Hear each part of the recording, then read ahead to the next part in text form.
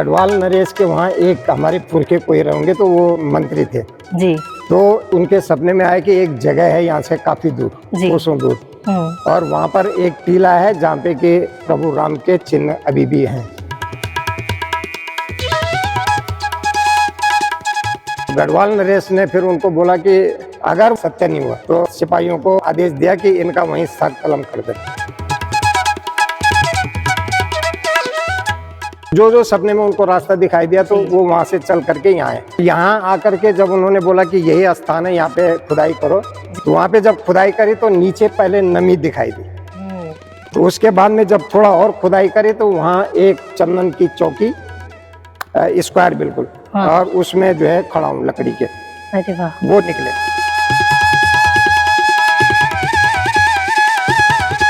उसके जब उन्होंने यहाँ से वहाँ राजा को सूचना भेजी कि जो इन्होंने बताया था वो सत्य है यहाँ पर, तो राजा ने तुरंत फिर वहाँ से भेजा अपने दरबारियों को कि वहाँ पे एक मंदिर की स्थापना कर।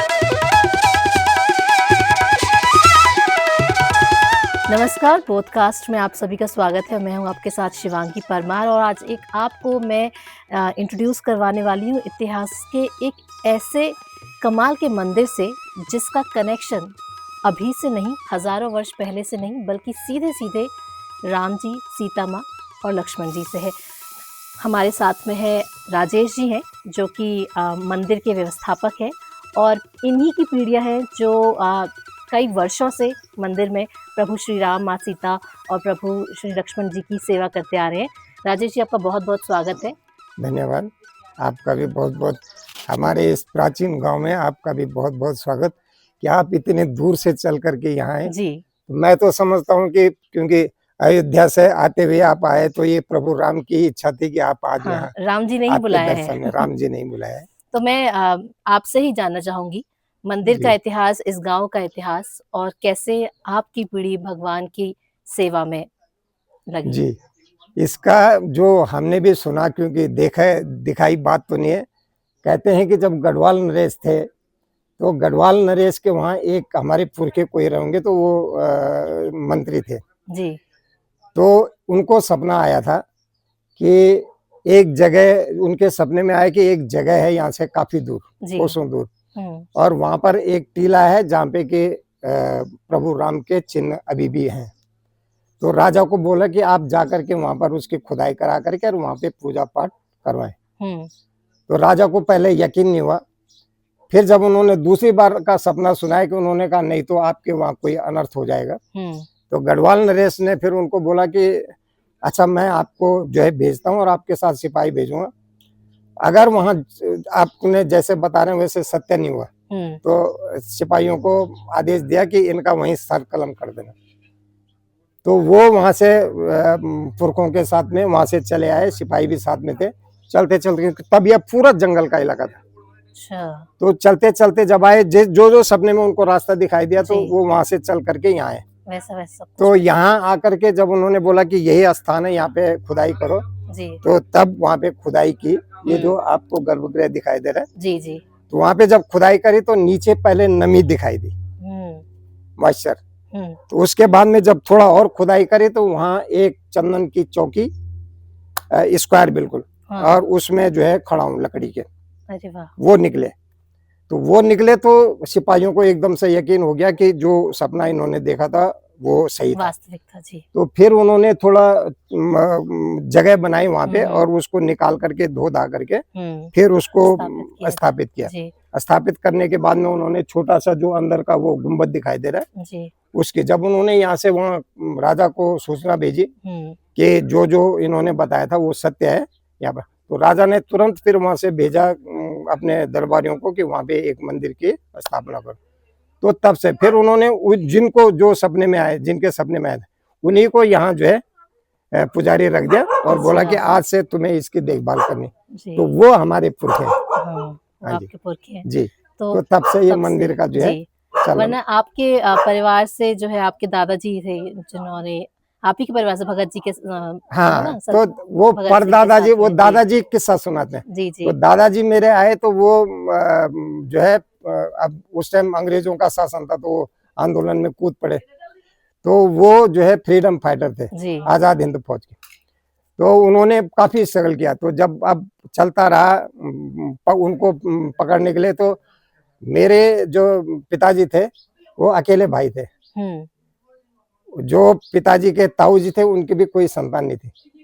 तो बड़े दादाजी ने पिताजी को पाला। तो दादाजी जो है वो घर में नहीं रहते थे, ये हमारा पुराना घर है पुश्तैनी। तो जब पुलिस पीछे पड़ी तो वो रात में जो है वो जंगल में इधर उधर उनका डेरा था। अभी भी आपको कई जगह मैं दिखा दूंगा कि जहां उनके अभी भी निशान दिखाई देते हैं। मैट पड़ी हुई थी, वो डिबिया जो जलाने की होती थी वो पड़ी हुई थी। राष्ट्रीय इतिहास के कई पन्ने जो है मैंने वहां से निकाले। हाँ, अच्छा। जब मैं बड़ा हुआ तो मेरे को लगा कि ये इतिहास है तो देखा जाए सच है कि नहीं है। तो कई जगह मुझे लगा कि हाँ ये सही है। तो फिर जब पिताजी के शिक्षा दीक्षा, जो दादी जी थी वो पिताजी 1.5 साल के थे वो गुजर गई थी।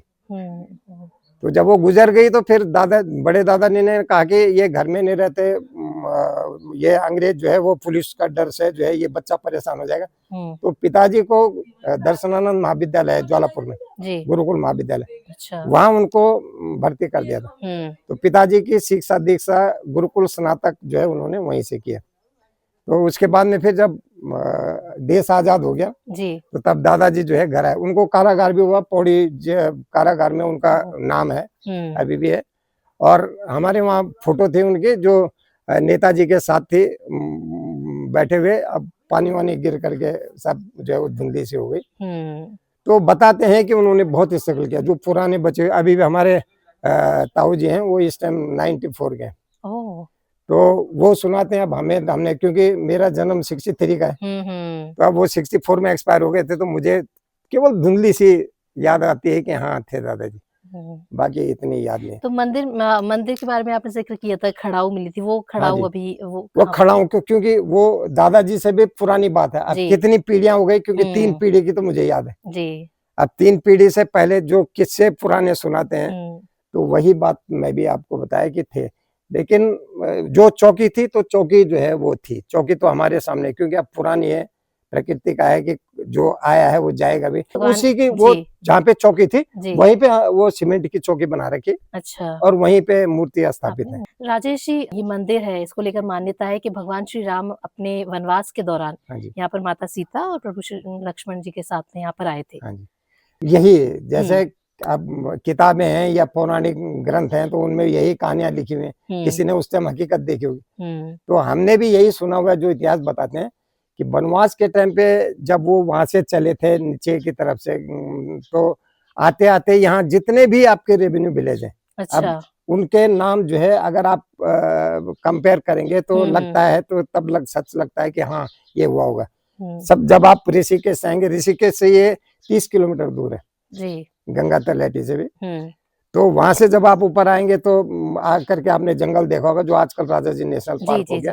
वहां पे आने में दिक्कत भी होगी क्योंकि वो सड़क नहीं बनाने दे रहे। वहां से ऊपर आकर के जो सबसे पहला गांव है वो तल्ला बनवास। तो पहले उसका नाम था तल्ला बनवास, तल्ला बनवास। हाँ, फिर उसके बाद में ऊपर जो ऊपर दूसरा गांव बसा हुआ है वो मल्ला बनवास।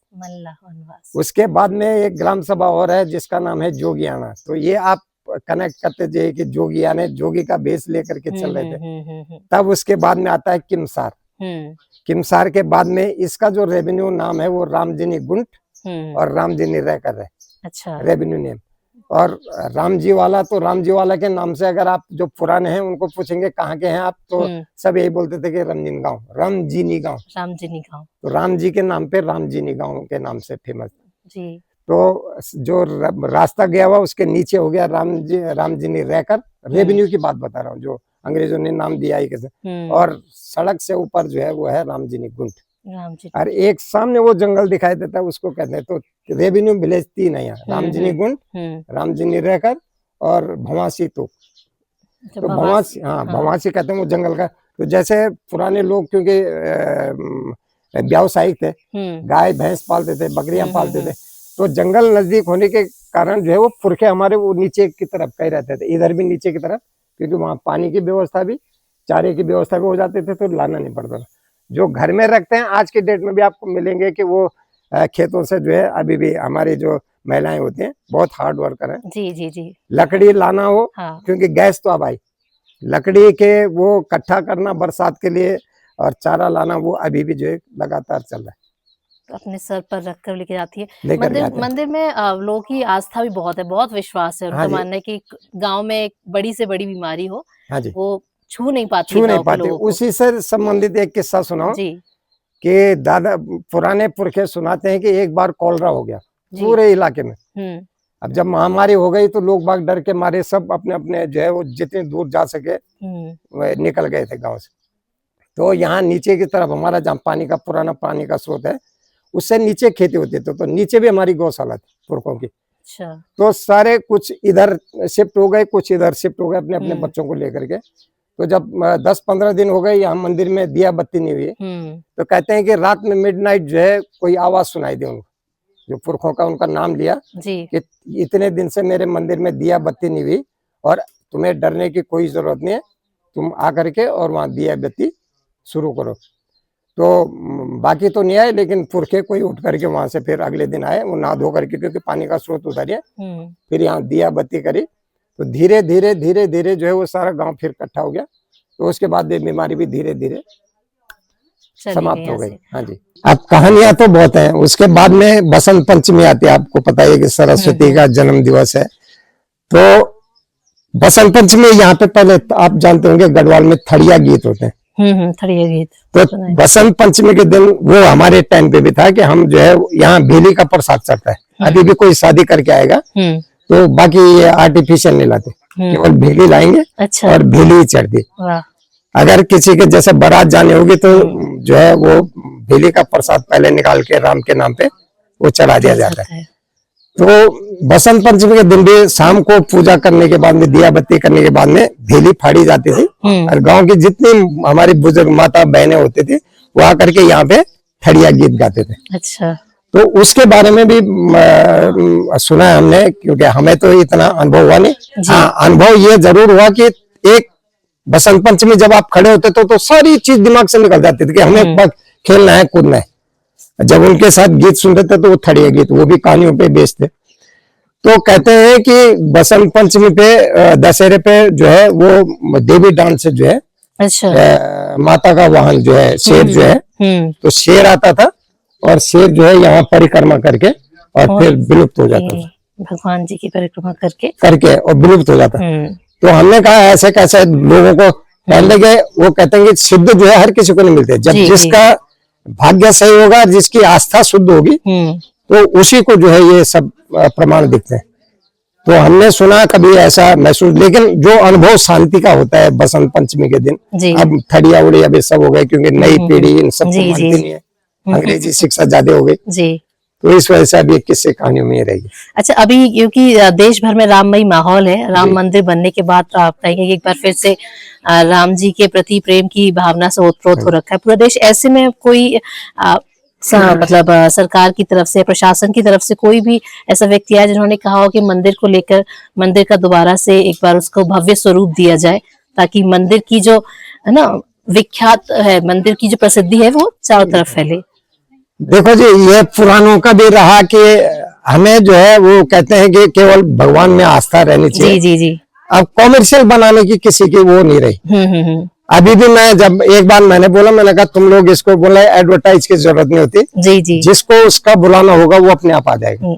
इससे गवर्नमेंट की तरफ से ये था कि हमारे दादाजी को, पिताजी ने भी ली 64 रुपए या 62 रुपए पेंशन मिलती थी ट्रेजरी से, कोटद्वार जाते थे। मैं जब जॉब में लग गया तो मैं जॉब में आने के बाद मैंने कहा आप 63 रुपए लेते हैं और उसके लिए कोटद्वार जाते हैं, खर्चा कितना करते हैं? क्योंकि अब हम जो है अब नई पीढ़ी में इतना चेंजेस। फिर उन्होंने कहा ये नहीं है, ये एक सम्मान है मंदिर के नाते जी, तो वो आप पेंशन लगा दीजिए या भत्ता लगा लीजिए या कंटिन्यूटी के लिए एक पारितोषिक लगा लीजिए। तो वो पिताजी भी जो है आज से मतलब काफी टाइम तक लाए उसे, कोटद्वार से वो रिसीव होती थी 63 या 64, मेरे को एग्जैक्ट पता नहीं, और उसका एक पेंशन पट्टा बना हुआ था। अच्छा। तो वो लाते थे। मैंने कहा जिस चीज की पेंशन मिलनी थी, क्योंकि दादाजी फ्रीडम फाइटर थे और सब जगह रिकॉर्डिंग के पास, वो रामपुर जेल में रहे लखनऊ में, वहां उनका स्वास्थ्य खराब हो गया था, तब पिताजी उनको लेकर के आ गए थे। तो डेथ उनके, हमारे एक मकान है वो खंडर हो गया जिसमें वो रहते थे, एक गांव से थोड़ा दूर हट गए। अच्छा। तो वहीं पे वो बाद में उनको दमा उमा हो गया था, तो वो एक्सपायर हो गए थे 64 में। तो फिर पिताजी जो है गुरुकुल में उनके जॉब भी लगी थी, वो वहां से छोड़ करके फिर गांव में शिफ्ट हो गए। उन्होंने कहा मैं इलाज करूंगा तो अपने रामजी वाले में करूंगा, और यही उन्होंने प्राण त्यागे 10 अगस्त 2021 को। तो माता जी मेरे पिताजी के बाद में फिर माता जी ने, अब मैं रिटायर हो गया एजुकेशन से। हाँ, मंदिर तो अब हमारी भी आस्था ही आ गई कि भाई मंदिर खाली नहीं होना चाहिए, तो मैं भी जो है गांव में रहता हूँ। तो आपसे बातचीत करके बहुत अच्छा लगा, और आई एम श्योर कि ऋषिकेश क्योंकि एक टूरिस्ट प्लेस है और लोग बहुत आते हैं, राजा जी नेशनल पार्क तक आते हैं, तो मुझे उम्मीद है कि अभी मंदिर को इस वीडियो के जरिए लोगों को इस मंदिर के बारे में पता चलेगा और वो प्रभु श्री राम के, माता सीता के और लक्ष्मण जी के दर्शन करने जरूर यहाँ पर आएंगे। और एक बार इसी के साथ जय श्री राम के जय श्री राम।